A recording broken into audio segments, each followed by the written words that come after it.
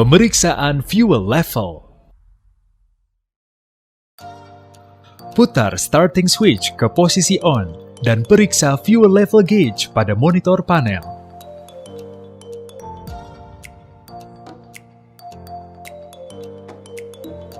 Pastikan fuel level sesuai standar. Setelah memeriksa, posisikan starting switch ke posisi off. Jika level kurang, tambahkan fuel dengan membuka fuel filler cap di atas fuel tank.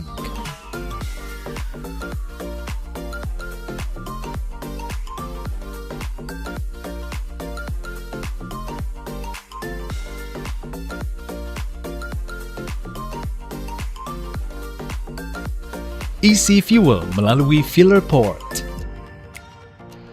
Setelah selesai mengisi, pasang fuel filler cap.